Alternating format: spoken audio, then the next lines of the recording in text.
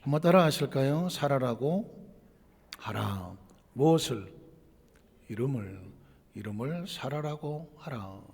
이런 제목으로 또 말씀을 나누고, 또 영산신학 관점에서 본 창세기 17장, 보통은 제가 한 장 한 장 가지고 한 장을 가지고 한 예배 시간에 전부 말씀을 나누려고 했는데, 창세기 17장은 한 시간에 나눌 수가 없었어요. 그래서 벌써 5번째 영산신학 관점에서 본 창세기 17장 연구, 이런 타이틀을 붙이면 5번째 강의가 되겠습니다. 여러분, 이 생명이 이 땅에서 제일 중요하죠. 혹시 그런 말 기억하십니까? 이 세상에서 제일 중요한 건 뭐다? 나다. 한번 따라 하실까요? 이 세상에서 가장 중요한 것은 누구다? 나다. 내가 왜 중요할까요? 내가 뭐니까? 생명이니까요. 내가 중요한 이유는 천하보다 소중한 내가 뭐다? 생명이기 때문에 중요한 거거든요. 우리가 그러니까 사실은 생명인 내가 중요한 거죠. 나는 내가 생명이기 때문에 중요한 겁니다. 그러면 이 세상은 무엇 때문에 존재할까요? 생명 때문에 존재하는 겁니다. 이 세상이 생명이 살아갈 만한 환경과 여건, 시간과 공간이기 때문에 생명이 존재하는 거거든요. 그래서 세상이 소중한 겁니다. 그래서 자연이 소중한 거고요. 우주가 소중한 겁니다. 뭐 하늘의 태양, 뭐 별과 달, 무슨 많은 수목들, 꽃들, 짐승들, 자연 다 좋은 거예요. 뭐 때문에 중요하냐면 생명을 위해서 중요한 겁니다. 그러니까 자기 자신, 나라고 하는 존재가 소중하다고 하는 것은 내가 생명이기 때문이고, 만에 하나 내가 없다, 나라는 생명이 없다, 무슨 의미가 있겠습니까? 나라는 생명이 없는데 자연은 나하고 무슨 상관이 있겠습니까? 아니 밤하리 별들이 나하고 무슨 상관이 있겠습니까? 잘 생각해 보십시오. 생명이라는 존재가, 내가 생명이라는 소유를 하고 있다는 것이 얼마나 중요한 것인가. 나라는 생명이 없으면 예배는 무슨 의미가 있습니까? 좀 더 극단적으로 얘기하면, 나라는 생명이 없는데 하나님이 극히 전능하시고 극히 전지하신다 한들, 그 하나님이 나하고 무슨 상관이 있겠습니까? 그렇죠? 나라고 하는 생명이 없는데, 내가 없는데 그 어떤 것들이 중요하겠습니까? 뒤집어 말하면 이 세상에서 내가 제일 소중하고 내 생명이 제일 소중한 이유는 뭐냐? 이유는 그 생명의 존재 때문에 그런 거거든요. 그러면서 생명은 어떻게 되느냐? 잘 살아가야 되는 거거든요. 이 세상은 둘 중에 하나입니다. 생명이 안전하게 살아가거나, 아니면 생명이 위험에 빠지거나. 지금까지 여러분이 살아왔습니까?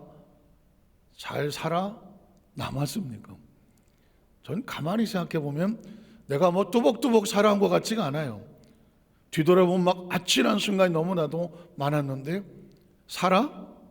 살아남아온 것 같아요. 살아남아온 것 같아요. 제가 왜 이야기를 드리냐면, 이 생명에게 아주 위험한 것들, 생명이 안전한 것에 여러 가지가 있겠지만, 4차원의 영성이라는 개념을 가지고 영산신학을 4차원의 영성이라고 말한다면, 순복음신앙의 뼈대와 본질을 4차원의 영성이라고 말한다면, 이 4차원의 영성은 생명을 살리기 위한 것인데, 생명을 살리기 위한 것은 때로 생명을 죽이기도 합니다. 그래서 4차원의 영성은 위험하다라는 말을 제가 처음 쓰기 시작했습니다. 이때까지 한 번도 안 써봤는데, 최근에 제가 4차원의 영성 위험한데, 천국에 계신 목사님께서 네 무슨 말을 하노? 그럴지도 모르겠습니다. 4차원의 영성을 하신 조 목사님께서 제자라고 말하는 제가 4차원의 영성은 위험합니다 라고 말하면 무슨 소리야 이러겠습니다. 그러나 여러분, 아주 중요한 것은 아주 위험합니다. 불은 중요하죠. 불 중요합니다. 불은 위험합니다. 어저께도 보니까 불이 여기저기 많이 났다고 화재 소식이 계속 들려오기 시작하죠. 물은 생명이죠. 없으면 죽습니다. 안 마시면. 물이 범람하면 모든 걸 쓸어갑니다. 물은 중요하지만 위험합니다. 무슨 소리인지 아시겠습니까? 자, 이 생명을 살아가는데 꿈은 아주 중요합니다. 꿈을 꿔야 꿈이 사람을 이끌어간다. 그러나 이 꿈이 만약에 잘못된 꿈을 꾸면 위험합니다. 지금 푸틴이라고는 러시아 대통령은 핵폭탄의 스위치를 누를까 말까 이러고 앉아있다고 합니다. 그의 꿈이, 그의 생각이, 그의 사고가, 그의 결단이 이거 이기겠는데?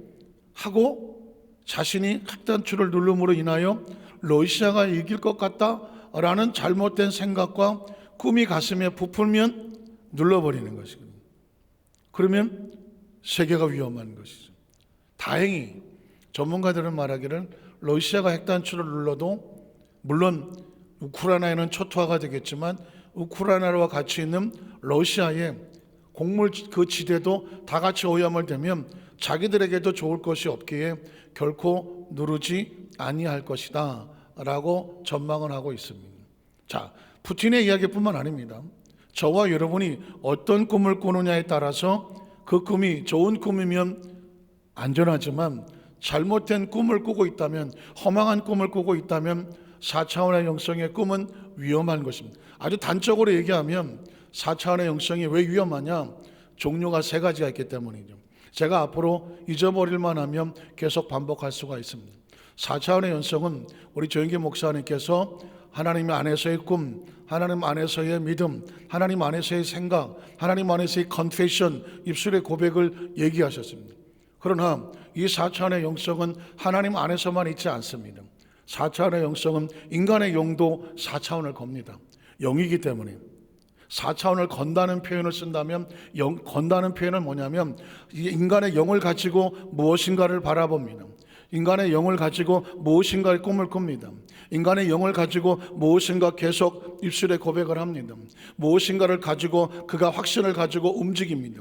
인간도 영적인 존재이기 때문에 4차원의 영을 걸면 놀랍게 그의 생애 속에서 꿈꾸는 대로, 말하는 대로, 생각하는 대로, 그가 확신하는 대로 삶의 역사가 나타나기도 합니다. 그래서 끊임없이 이 제가 말씀드렸던 꿈이라고 하는 것, 생각이라고 하는 것, 입술의 고백이라고 하는 것, 믿음이라고 하는 것, 이런 이야기들은 조금만 정신적인 개발하는 책들에 보면 뇌 생각을 개발한다, 이런 책들을 보면 끊임없이 생각을 얘기하고 꿈을 얘기합니다.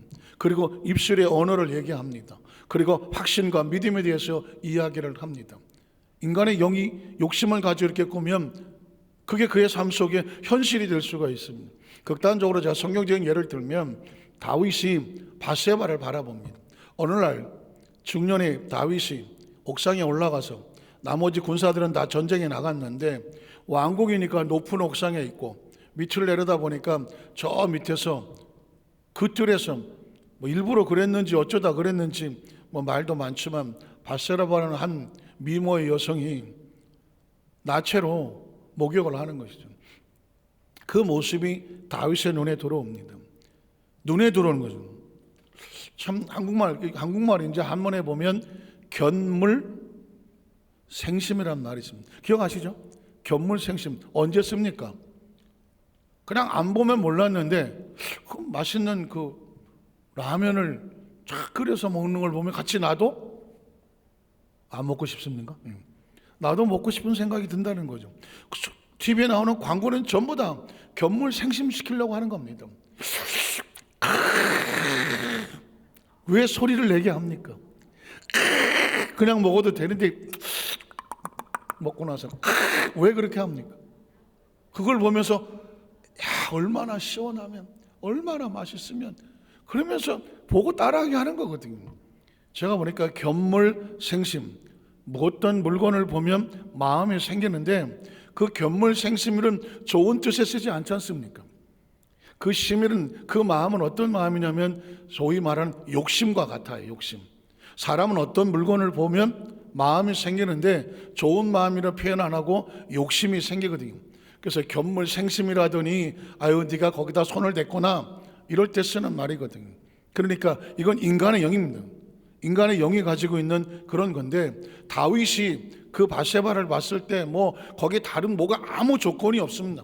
그냥 다윗이 바라보았습니다. 중년의 나이에 한 미모 여성을 남의 아내인데 쳐다봅니다. 그런데 문제는 뭐냐면 저녁에 침대에 누웠는데 안 떠나간다는 것입니다. 왜 그랬을까요? 견물을 했더니 뭐가 생겨요? 생심이 생긴 거예요. 그 여인이 나의 여인이었으면 좋겠다라고 하는 다윗의 마음속에 치고 들어오는 것입니다. 아니 지금 저 멀리 떨어져 있고 뭐 가까이 있지도 않고 이성과 조건을 따지면 남의 아내일 것이고 아무리 왕이라도 할지라도 하나님의 사람인데 그가 어떤 행동을 해서는 안 되지 않습니까? 그런데 인간이라고 하는 것은 바라보는 것에 의해서 끌려가는 성향이 있습니다. 아주 조심스러운 거죠. 그래서 잘못 바라보면 마음이 생기는데 그게 바라봄의 법칙 중에 하나인데 생각을 갖는 것인데 그 마음의 생각이 떠나지 아니하고 그 마음속에 여러 가지 상상이 떠나지 않으니까 그리고 뭔가 그 여인과 어떤 생각을 갖게 되면 자기에게 뭔가 기쁨과 즐거움을 축복이던 자신 나름대로의 확신을 갖게 됩니다. 그리고 움직이게 되는 겁니다. 사람은 그냥 말하지 않습니다. 사람은 그냥 행동하지 않습니다. 뭔가 그 속에서 움직이는 어떤 힘이 있습니다. 욕심이 됐든 아니면은 뭐 인내심이 됐든 아니면 어떤 열심이 됐든 뭔가 그 마음속에 움직이게 있는 거거든요. 결국 아시는 것처럼 다윗은 죄를 짓습니다. 그건 뭐 악한 영이 뒤에서 부추겼다는 말도 없고 또 뭐 어떤 말이 없습니다. 다윗은 인간의 영적인 인간의 육적인 욕심을 가지고 죄를 저질렀습니다. 그러니까 사람은 항상 바라보는 걸 조심해야 됩니다. 꿈꾸는 걸 조심해야 되고요. 단적으로 말하는 거죠. 생각을 조심해야 됩니다. 기억하지 않습니까? 그 마음에 생각한 대로 그 사람이 된다. 이런 종류는요 다 말을 그렇게 합니다. 꿈꾸는 대로 된다. 말하는 대로 된다. 생각하는 대로 된다. 바라보는 대로 된다. 사람은 가만히 있대도 듣고 나면 뭔가 솔깃해서 끌려가기도 합니다. 자, 지금 저와 여러분의 인생을 이만큼 살아왔습니다. 생명으로 태어난 이상 내 생명을 하나님 안에서 안전하게 살기 위해서 내가 뭘 조심해야 되느냐? 꿈을 조심해야 되고 생각을 조심해야 되고 말하는 걸 조심해야 되고 내가 믿는 믿음을 조심해야 되는 거죠. 어쩌면 우리가 듣는 것에 가장 좋은 게 꿈이고 가장 중요한 게 생각이고 가장 중요한 게 입술의 고백이고 가장 중요한 게 믿음이라고 끊임없이 들어왔지만 전 거꾸로 뒤집어서 말합니다. 이 네 가지가 아주 위험한 거다. 뭐 하면 이게 인간의 욕심의 바탕이 되면 또한 4차원의 영성이 왜 위험하냐? 그게 약한 영적으로 다가온 것이면 위험한 것입니다. 왜냐하면 사탄도 4차원의 영성을 가지고 사람의 영혼을 공격하기 때문입니다. 창세기 1장 2장 지나고 나서 여러분 보십시오. 3장에 와서 뱀이 하와를 공격할 때 스며들 때에 4차원의 영성을 거는 겁니다. 하나님이 오라고 말했어. 하나님 말씀 틀렸어. 귀에 들어오지 않습니까? 귀에 생각은 들어오는 대로 보는 대로 느낀 대로 생각이 생겨요. 생각은 독단적으로 생기지 않습니다. 보았더니 생각이 생깁니다. 견물생심이라고 말했죠. 만졌더니 촉각에서 생각이 생깁니다. 들었더니 들은 게 내 마음속에 생각을 만듭니다. 하와의 마음속에 뱀의 이야기를 들으니까 그게 그럴듯하니까 하나님의 말씀이 들어왔던 것이 잊혀지게 되죠. 성경은 뭐라고 말하냐면 그 말을 듣고 하와가 어디로 갑니까? 선악과를 쪽으로 갑니다. 왜 갔을까요? 그 전에 하나님의 말씀을 듣고 말씀에 순종하는 말씀에 따라갔을 때는 근처도 가지 않았습니다. 네가 그것에 손을 댄 즉 먹은 즉 죽으리라. 죽는데 안 갑니다. 생명은. 그런데 죽지 않아. 오히려 그것을 따 먹으면 눈이 밝아져서 하나님처럼 돼 다른 생각이 들어온 거거든요. 다른 꿈이 들어온 거거든요. 다른 언어가 들어온 것이거든요. 다른 마음이 들어온 것이란 말이죠. 사람은 몸은 껍데기예요. 이 몸은 뭐 아시겠지만 몸은 껍데기입니다. 몸은 뭐 하는 대로 움직입니까? 생각이 움직입니다. 꿈이 움직이는 거거든요. 믿음이 움직이는 거거든요. 마음대로 마음이 가야 몸이 가는 것이거든요. 자, 하와는 어떻게 합니까? 그 선악과를 보았더니 무슨 생각이 듭니까? 보암직도 하고 먹음직도 하고 지혜롭게 할 만큼 어떻게 했더라고? 탐스럽더라고. 탐의 뜻이 뭘까요? 탐의 뜻은 바로 욕을 가져옵니다. 탐욕, 욕심입니다. 욕심은 뭘까요? 품지 말아야 될 과한 생각, 이게 욕심인 거죠. 하와는 4차원의 욕심에 걸려서 선악과를 따먹는 겁니다. 그러니까 성경은 4차원의 신앙과 4차원의 영성으로 이것을 무장하여 깨우치지 아니하면 크리스찬은 절대로 성경을 100독을 하든 100번을 써도 영적 싸움에 이기지 못합니다. 왜냐? 4차원의 영성과 신앙으로 무정하고 4차원의 영적 세계에 들어가서 지금 벌어지는 상황이 무엇인가? 이게 왜 나의 꿈을 움직이려고 하나? 이게 왜 나의 생각을 움직이려고 하나? 이게 나의 왜 언어를 움직이려고 하나? 이게 왜 내 삶의 행동을 움직이려고 하나? 이걸 간파하지 않으면 그냥 하와처럼 끌려가갖고 선악과 밑에 가갖고 하나님 음성 아무것도 안 들리고 먹음직도 하고 모함직도 하고 한 입 깨먹으면 그냥 군침이 그냥 할 것 같은, 그러면 그냥 따라서 행동하는 거예요. 그래서 지금 지나온 저와 여러분의 삶을 보십시오. 우린 얼마나 많이 속고 살아왔습니까? 눈깔이 보이는 대로 딸려가갖고 그냥 눈이 보기 좋은 거, 귀에 듣기 좋은 거, 손에 만지기 좋은 거, 어떤 인간의 어떤 그 욕정과 욕구의 만족을 위해서 우린 얼마나 많이 끌려다니고 살아왔냐고. 그 끌려다니고 사는 동안에 우리 영은 얼마나 많이 피투성이가 됐냐고. 얼마나 많이 피투성이가 됐냐고. 그래 선악과를 따먹고 나서 어떻게 했어요? 선악과를 따먹고 나니 욕심은 채웠는지 몰라. 그렇지만 아담과 하와가 뭐가 됩니까? 그의 영은 추락하기 시작하잖아요. 저 시커먼 어둠과 그늘로 추락을 하는 거예요. 이 추락은요, 여러분 느껴보셨지만 안 느껴보셨으면 천만다행이고, 하나님 앞에서 그 말씀을 어기고 죄의 나락으로 추락할 때 그 영혼은 가장 비참한 것입니다. 양심은 가책이 되고 그것이 두려울수록 온몸은 전율과 두려움으로 진동을 하고, 그리고 그 심정은 저 깊은 나로 속에 처박히며 인간이 가지고 있는 모든 존귀와 존엄이든 가치든 목적이든 본질이든 끝도 없는 추락으로 전락해버리고, 이제는 빛나는 영혼은 사라지고 흙덩어리의 존재로 먼지로 흩어져 버리고 나는 그런 존재로 추락한다는 거예요. 끝도 없는 곳으로 추락하는 거예요. 지옥은 딴 데 있지 않습니다. 하나님과 단절되는 것이 지옥인 것이에요. 아담과 하와는 하나님의 음성을 들으면서 그의 발자국 소리를 들으면서 어디로 숨었더라? 나무 그늘 아래로 거기가 지옥입니다. 거기가 지옥인 거예요. 나무 그늘 아래 숨어서 하나님의 가까이 오심을 두려워 떨고 있는 거기가 지옥이라니까.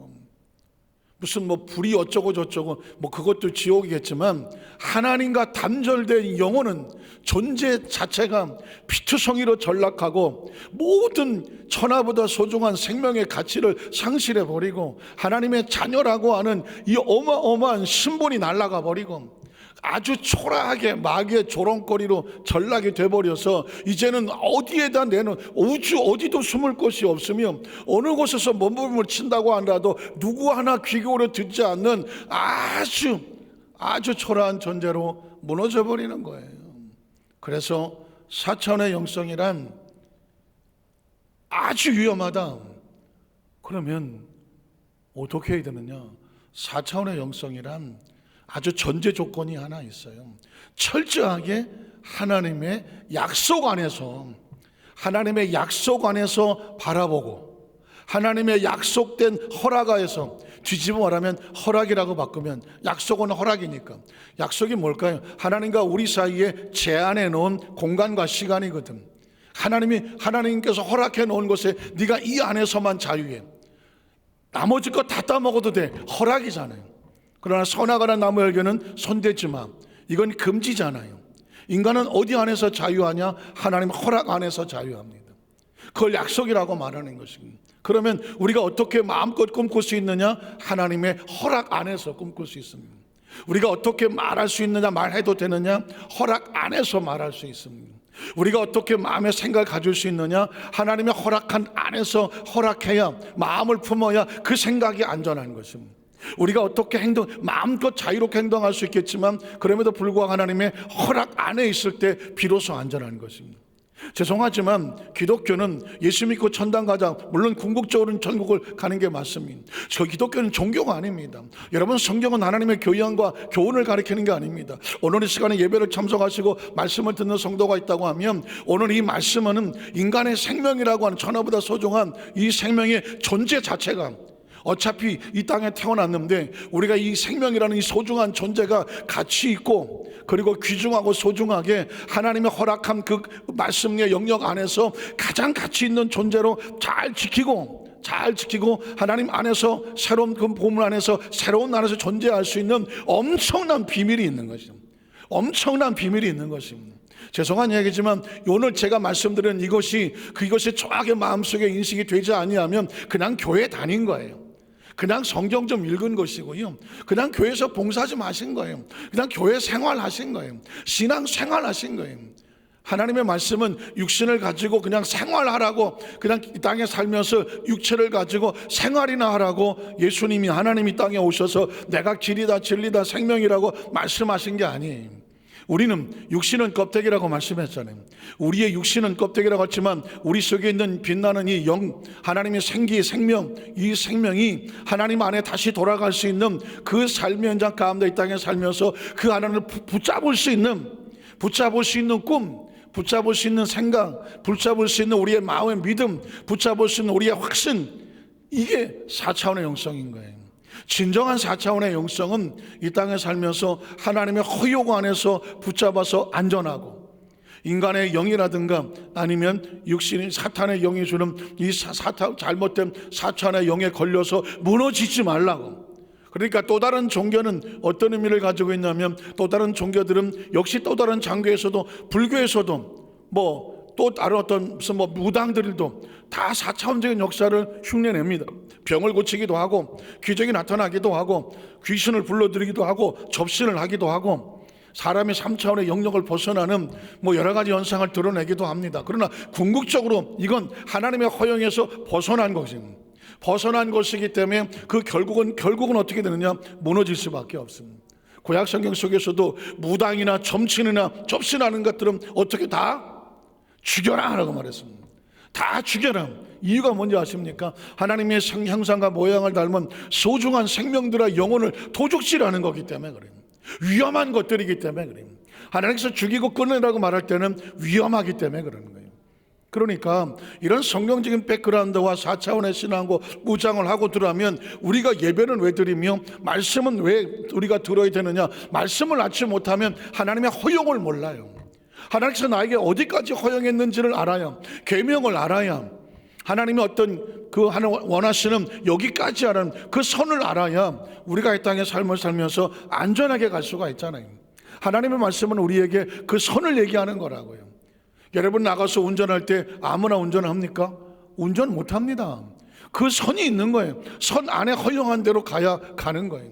어제 보니까 무슨 신화라고 하는 옛날 그 아이돌 그룹의 해석인가 이런 얘기 하더만 같아요. 이 친구가 보니까는 술을 너무 쳐드셔갖고 나와갖고는 자기 차도 아니고 남의 차를 끌고 어디 고속도로를 갔다가 차를 중앙에 세워놓고 그냥 주무셨어. 아니 고속도로 한복판에 차가 있으니까 사람들이 신고를 해서 가서 봤더니 그냥 일반인도 아니고 연예인이라는데 그 친구가 그러게. 여러분 보십시오. 만취해갖고 차가 갑니까 이거? 안 갑니다. 교통법규 몰라갖고 운전됩니까? 인생을 어떻게 살려고 합니까? 아니 태어나서 기쁩니까? 기쁘죠. 초등학교 가서 기쁩니까? 기쁘죠. 아이가 대학을 가서 기쁩니까? 무슨 판검사 돼서 기쁩니까? 기쁘겠죠. 장가 가서 기쁩니까? 기쁘겠죠. 차선을 모르는데? 아니 벤츠 600, 700 새로 뽑았습니까? 기쁩니까? 기쁘겠죠. 도로 교통법을 모르는데, 면허증이 없는데 그게 무슨 기쁨이 됩니까? 인생은 태어났다고 기쁘지 않습니다. 존재한다고 기뻐하지 않아요. 어떻게 사느냐가 중요한 것입니다. 어떻게 안전하게 사느냐가 중요한 거거든요. 그게 하나님의 말씀인 거고요. 그 말씀이 뭐냐? 그 말씀이 약속이라고 말하는 것입니다.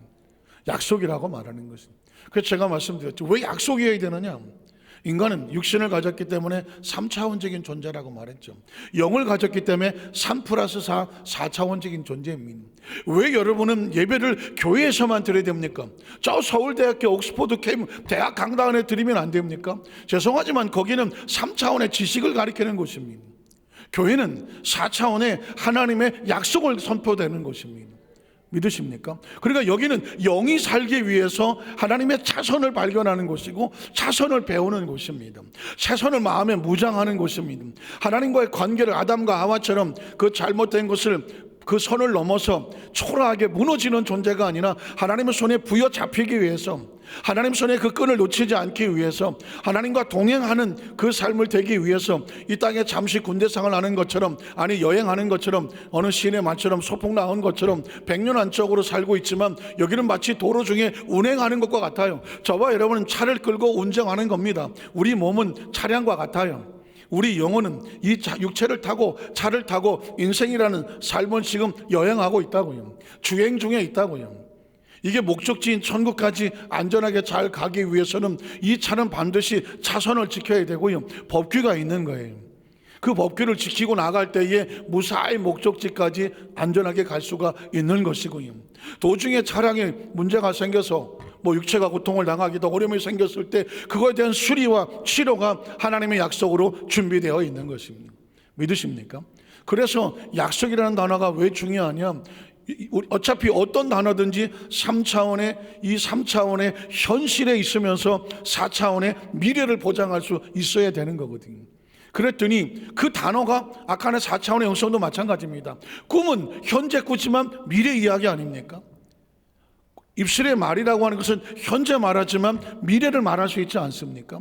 생각이란 지금 우리가 생각하지만 시간과 공간을 초월해서 자유롭게 날아가지 않습니까? 믿음이란 그런 겁니다. 내가 그렇게 지금 믿는 순간 내 미래는 그것을 움직여지는 거거든요. 제가 지금 말씀드리면 아마 여러분 처음 듣도 보도 못한 말일 수가 있어요. 현재적으로 고백이 되지만 미래가 커버되는 단어, 그 단어들 중에 그 4차원의 영성도 있지만 하나님은 왜 말씀으로 말씀하시나? 말씀으로 약속하시나? 왜 언약이라고 말하나? 언약이 뭐라고요? 여기서 지금 사인하는 동안에 약속은 미래가 커버가 되는 단어이기 때문에 하나님은 약속을 하신다고 말씀했습니다. 여러분의 귀에 못이 박히고 지금 내가 여러분 말씀했던 걸 가지고 이제 누군가 다른 어떤 사람에 대해서 제가 했던 얘기를 똑같이 그 사람에게 전해도 됩니다. 왜? 그게 삶의 생의 본질이고요, 기독교의 본질이고요, 신앙의 본질이에요. 예배의 본질이고 우리의 기도의 본질이고 삶의 그냥 이 존재 자체의 본질이에요. 이것도 모르고 살아간다면 그냥 산 거예요. 이걸 모르고 살았다면 그냥 산 거예요. 어떻게 살았어? 그냥 살았어. 그냥 우리 엄마처럼 살았어. 우리 아버지처럼 살았어. 그냥 산 거예요. 이 세상은 아마 그렇게 따지면 두 종류일 거예요. 그냥 사시는 분이 있는가 하면 삶의 본질이 뭔지를, 이 존재의 본질이 뭔지를 그나마 느끼면서 그걸 인식하고 살아가는 거예요. 저는 우리 여대수만살교회 성도들이 이 시간에 지금 이 말씀이 저와 여러분에게 아주 존재적인 본질을, 그래 이 정도는 알고 살아야 그게 생명이 아닌가? 그게 크리스천이 아닌가? 생각의 지평이 넓어지기를 주의 이름으로 축복합니다. 왜냐하면 끊임없이 하나님께서 지금 저에게 그 단어 하나 말씀에 지평, 저도 지금 쓰는 단어들은 이때까지 34~5년을 목회하며 설교하면서 한 번도 쓰지 않았던 언어고 한 번도 생각에 없었던 생각이에요. 그런데 그 생각들이 지금 묵혀서 그것이 뚫고 열려지는 거예요. 현재적인 언어가 미래를 커버한다? 이런 건 제가 최근에 생각한 거예요. 하나님의 약속을 묵상하다 보니까 왜 약속이냐고 하다 보니까 나온 거예요. 그래서 여러분 지난 시간에는 할례를 얘기했습니다. 왜 할례인가? 할례는 뭐냐? 하나님과 우리 사이의 약속의 표징이라고 말했습니다. 그러니까 여러분, 성경은요 하나님의 약속이기 때문에 크리스찬만 성경을 봅니다. 물론 넌 크리스찬도 보겠지만 성경을 봐도 하나님의 약속을 발견하지 못하면 그냥 히스토리, 역사입니다. 성경 수천 번을 읽어보십시오. 이 속에서 하나님의 약속이 발견되지 않으면 그냥 히스토리예요. 좋은 이야기예요. 그럼 약속은 그 약속을 발견했다고 할지라도 발견하면 발견한 뿐이에요. 약속이란 뭐냐면 너하고 나 사이의 관계가 돼야 그게 진정한 약속인 거죠. 하나님과 우리 사이에 약속이 돼야 그게 이제 이 약속이 나의 약속이 되는 것이고, 그리고 이 약속이 예수 그리스도를 말미암아 하나님과 우리 사이를 아버지와 자녀로, 그래서 영접을 하면 믿는 자마다 하나님의 자녀가 되는 뭘 줍니까? 권세를 줍니다. 약속하면 권세가 생기잖아요. 특권이 생기는 겁니다. 약속 안에 보장이 생기는 것입니다. 그래서 예수 그리스도는 뭐냐, 마치 선악과를 따먹기 전에 나머지 것은 마음껏 누리라, 그러나 선악을 위한 나무 열매 먹지 마라, 허용된 것과 금하는 것처럼 예수 그리스도는 우리에게 에덴 동산과 같아요. 예수님 안에서 너희가 마음껏 누려라. 그러나 예수님 그리스도 외에는, 다른 것 외에는 손대지 말라. 그건 너희가 손댈 영역이 아니다. 믿으십니까? 그게 할례인 거예요. 할례는 뭐냐? 오늘날 우리에게는 예수 그리스도가 구약시대 성도들에게는 할례가 표정이라면, 오늘날 신약시대 성도는 예수를 구주로 믿는 신앙의 고백이 뭐다? 영적인 할례가 되는 거죠. 예수님을 구주로 믿으시면 아멘 하시기 바랍니다. 이 이야기는 뭐냐? 하나님의 자녀인 것을 믿느냐, 예수가 하나님과 약속된 존재라는 것을 믿느냐라고 믿는 거지.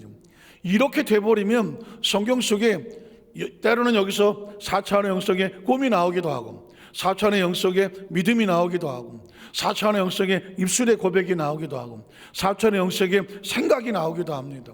왜 성경은 계속 우리에게 꿈에게 도전을 주고 계속 생각을 바꾸려고 말하고 계속 우리에게 믿음을 강조하기도 하고 때로 우리에게 순종의 행동을 원하실까요? 이 모든 것들 가운데 약속된 영역에 그 약속의 보장이 있기 때문에, 약속에 대한 결과가 있기 때문에 계속 말하고 있는 거예요. 자, 그러면 오늘 본문을 보면 이름을 사라라고 하라 했다고 하면 이름을 바꾸는 거잖아요. 여러분, 성경 속에서 하나님은 자기 백성을 만나면 뭘 바꾸시더라? 이름을 바꾼 경우가 많이 있었죠. 이름을 바꿨다는 얘기는 다른 게 아닙니다. 어디 뭐 좋은 이름 없을까? 물론 좋은 이름 많겠죠. 이름을 바꿨다는 얘기는 confession, 입술의 고백을 바꿨다는 것입니다. 입술의 고백을 바꿨다는 거예요. 입술의 고백을 왜 바꿉니까? 자, 뭐 성경 갈 것도 없이 제가 성경 속에서 이름 바꾼 사람들 찾아봐요. 누구 이름 바꿉니까? 제일 먼저 아브라함을 아브라함이라고 하라고 말했죠. 아브라함은 그냥 보통 아비야. 그런데 아브라함은 열국의 아비야. 우린 열국이라는 단어가 뭐 이렇게 익숙하지 않지만 열국, 열방, 줄을 쭉 서 있는 수많은 나라, 나라 방자, 열방, 세계 막 여러 나라, 세계를 온 세계라는 표현과 같아요. 그 열방의 열국의 아버지가 된다. 이 이야기는 뭐예요? 그냥 아버지 하다가 열국의 아버지라고 부르면 뭐예요? 뭐가 바뀌었습니까? 이름이 바뀐 게 아니라 그의 미래가 바뀌었잖아. 꿈이 바뀌잖아요. 생각이 바뀌잖아요. 그러면 열국의 아비는 어떻게 열국의 아비가 되는 거예요? 하나님이 아브라함이 약속하기 너로 인하여 땅의 모든 족속이 복을 받을 것이다. 천하 만민이 복을 받을 것이다. 너의 자손이 하늘의 별과 같고 땅의 모래가 될 것이다.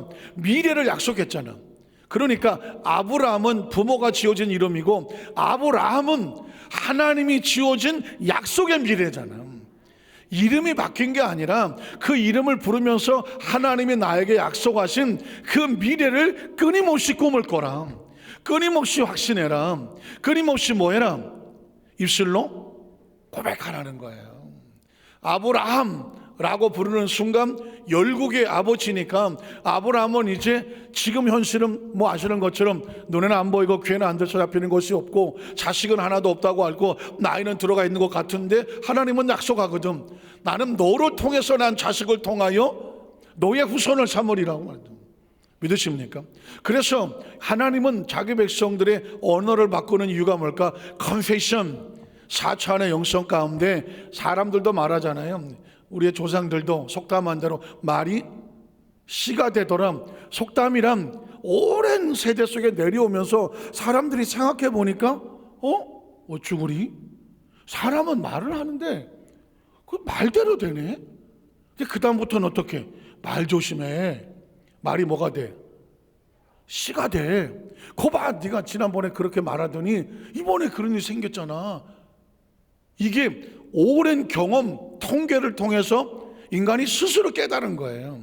그러나 인간이 뒤늦게 깨달았지만 하나님의 법칙에는 아예 말은 confession이에요.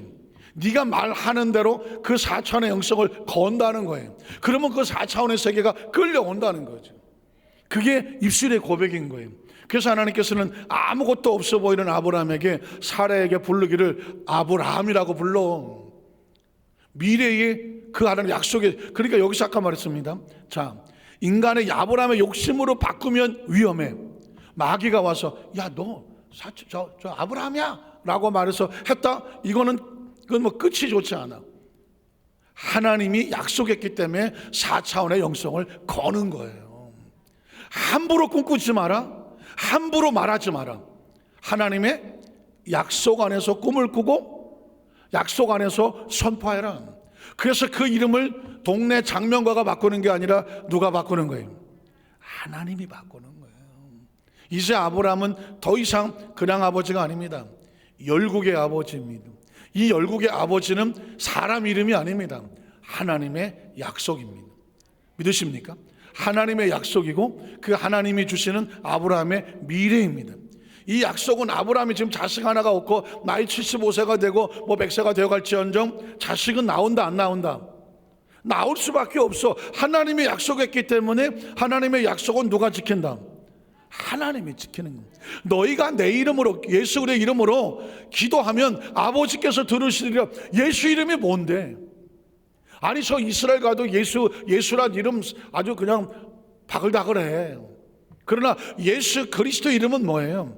이게 약속의 이름이거든. 하나님이 사인과 같은 거거든. 예수 이름으로 들으면 예수 이름을 기도하면 아버지께서 들으시고 약속이거든. 아브라함이란 이름은 아브라함이 지은 이름이 아니거든. 누가 지었어요? 하나님이 약속으로 주신 이름이거든요. 사례도 마찬가지 똑같은 얘기를 하는 겁니다. 이제 내 안에 사례라고 하지 마. 우리나라 사람은 사례 싫어해. 왜 싫어할까요?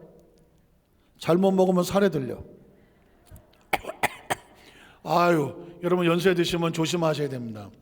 이게 이쪽에 이 기도에 이게 잘못 들어오는 것들을 걸러내는 요 기능이 약해져 갖고 뭘 잘 넘어가. 음식 드실 때 그래서 옛날처럼 후두둑 드시면 안 돼.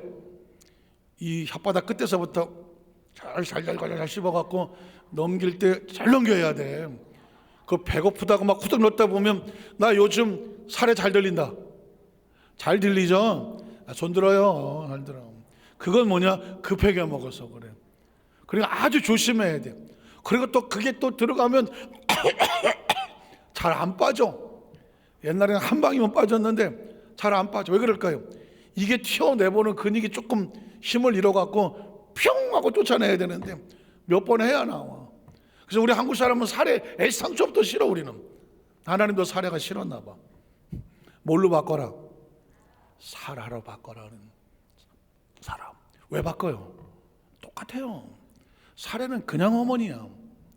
사라는 열국의 어머니야. 뭘 바꾼 거예요? 사라란 이름이 이뻐서 바꾼 게 아니라니까. 사례가 듣기 싫어서 바꾼 게 아니에요. 이제 아브라함의 약속의 자녀가 됐던 것처럼 사례도 약속의 자녀야. 그렇기 때문에 이제 사례는 약속의 자녀, 그의 미래 가운데 아브라함 같은 복을 같이 주실 거기 때문에 이제 넌 더 이상 사례로 머물지 마. 너의 미래는 사라야. 사라예요. 그러니까 사라는 단어를 말하는 순간 하나님의 약속, 하나님의 꿈, 하나님의 계획, 하나님의 능력, 하나님의 축복, 하나님의 미래가 보이는 거예요. 제가 여러분에게 자꾸 예수님을 구주로 믿으시면 아멘 하시기 바랍니다. 그 여러분의 이름은 예수야. 예수 장로님 성함 제가 빌려오면 예수 유아영이야. 예수 유아영이라니까. 여러분 이름 앞에 예수님이 붙는 거야. 왜냐? 예수님의 이름이 뭐니까? 약속의 이름이니까. 또 어디 가서 나 예수요 이러면 큰일 납니다. 나 예수요는 안 되고 예수 그리스도로 피값으로 샀으니 새롭게 변화된 유아영이요. 내가 그래서 예수 유아영이요. 이렇게 되는 거예요. 저와 여러분은 마찬가지입니다. 김씨, 씨, 막씨가 있지만 우리의 이제 성은 예수야. 그 예수란 뜻은 바로 약속의 미래를 말하는 거죠. 그래서 성경에서 오늘 본문 이야기는 그 이야기를 했어요. 그리고 말씀을 하십니다. 사라가 바꿔지면 뭘 하게 되겠습니까? 이제 내가 너에게 언약을 세우리니. 미래에 대한 언약, 이름만 바꾸고 끝나지 않습니다. 이름에는 약속이 들어있잖아요. 내가 너와 언약을 세우리니 내 아들을 낳게 할 거고 그 아들의 이름을 뭐라고 부르리라? 이삭이라고. 하나님은 아주 집요하게 이름에 집착을 하시는 것 같아요. 이삭의 이름은 하나님이 짓습니다. 아브라함과 사레를 통해서 태어난 자식인데 아브라함과 사레가 이름을 짓지 않습니다. 누가 짓습니까? 하나님이 짓습니다. 이삭을. 왜 질까요? 이름은 부르는 호칭이기도 하지만 이름에는 미래가 담겨져 있습니다. 하나님의 약속. 그래서 이삭은 약속의 자녀입니다. 이삭의 원래 뜻이 뭐예요? 웃는다는 뜻이거든요. 이삭의 뜻은 웃음입니다. 왜 웃냐면 아브라함과 사라가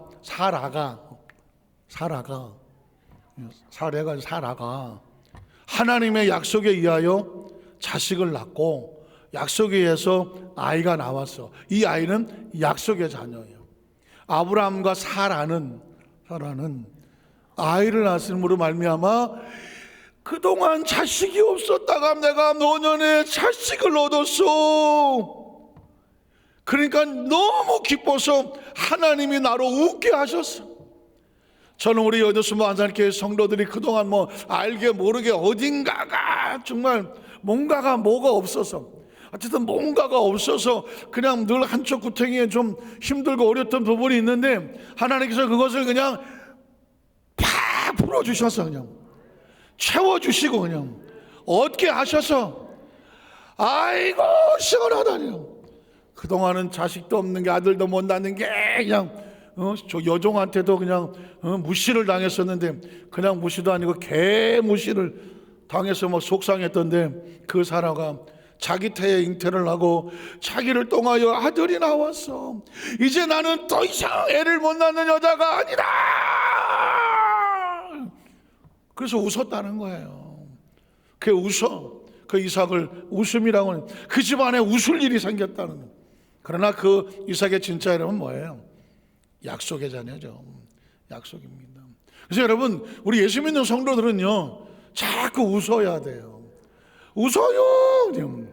기분 좋아서 웃고 감사해서 웃고 은혜 받아서 웃고 아유 가만 생각해 보니까 이게 웬일이야. 이거 웬일이야 정말. 물론 힘들고 어려운 고비가 있지만 살해했던 시절이 있었겠죠. 살해였던 시절이 있지만 하나님께서 이 살해했던 시절이 지나가고 사라가 되어져서 하나님이 나로 인하여 웃게 하시네. 그 은혜가 우리 모든 성도가 우리 함께 하시기를 주님으로 축복합니다. 이 기억하시잖아요. 울어보고 웃어보니 뭐 하는 게 낫더라? 웃는 게 낫더라. 나는 세상에 그렇게 이쁜 여자도 그렇게 아주 그냥 멋있는 잘생긴 분도 울 때 보니까 가관이더만. 울 때 보니까 아니 그냥 막 이쁜 것 같아. 근데 울 때 보니까 얼굴이 그냥 온 근육이 다 찌그러지는데 아이고 안 보는 게 날 뻔했슈. 물론 통곡할 땐 통곡하겠지만 하나님께서 우리를 웃게 하신다는 건 사례로 웃게 하셨습니다. 그래서 그 이삭은 약속의 자녀고 그 이삭을 통해서 계속 믿음의 자손들이 벌쳐나가서 가만히 성경을 이렇게 이런만큼 떨어져서 보면 하나님께서 아브라함에게 약속을 하시고 이건 이스라엘 역사가 아니라 하나님의 약속의 역사이구나. 약속이 어떻게 이루어지는지를 보여주시고 예수 그리스도로 인하여 완성이 되어 구약이라고 말하고 올드 테스터멘트라고 말하고 새로운 시대가 출발하니까 뉴 테스터멘트라고 말하고 오늘날 시대의 교회는 약속의 표장과 같고 성도들은 약속의 대상자와 같아서 우리가 예배하고 하면서 약속을 확인하고 무장하고 다시 우리 마음의 기쁨으로 깨달아가고 우리가 뭐 때문에 살아있어요? 그 약속을 부여잡고 그 약속 안에 우리에게 맡기신 신랑께서 우리에게 부탁한 게 있잖아요. 내가 가면 내가 다시 와서 너희를 내게로 영접하여 나 있는 곳 너희도 있게 할 것인데 너희가 성령의 충만함을 받고 어떻게 예루살렘, 유다, 사마리아 땅끝까지 가서 복음의 뭐가 되어라? 증인이 되어라. 증인이 뭘까? 아직도 3차원의 그 하나님의 이 4차원의 세계를 알지 못하여 3차원에서 그냥 살아쉬워 하는 사람들에게 당신은 그렇게 살아갈 존재가 아니라는, 이 천하보다 소중한 생명을 가지고 이 땅에 태어나서 아니면 밥만 먹고 그냥 살아쉬워 하면 짐승하고 뭐가 달라? 그래서 성경은 말하기를 깨닫는 것이 은혜니 하나님을 깨닫지 못하는 것은 짐승보다도 못하다고 말합니다. 그래서 그러는 거죠. 오늘 말씀에 성경은 우리에게 그 이름을 살아라고 해라 한 줄 같지만 하나님의 약속, 우리의 꿈을 바꿔주고 생각을 바꿔주고 우리의 믿음을 바꿔주고 우리의 confession, 말을 조심해야 됩니다. 진짜 말을, 우리 언어의 고백이 하나님께서 들으시고 생각도 들으신다고 받으신다고 말했으니까 이후의 삶은 우리가 어떻게 말하는가, 이후의 삶은 우리가 어떻게 꿈을 꾸는가, 이후의 삶은 어떻게 생각하는가, 이후의 삶은 내가 어떻게 하나님의 허용 범위 안에서만 살아가는가, 이게 우리의 미래를 결정 지을 것입니다. 그래서 이게 중요하다는 것입니다. 이제까지의 삶은 지나갔다고 할지라도 이후의 삶은 이 하나님 말씀 안에서, 그래서 하나님 보시기에 참 보기 좋은 우리 모든 성도님 되시기를 주님의 이름으로 축원합니다. 기도하겠습니다. 하나님 아버지 감사합니다.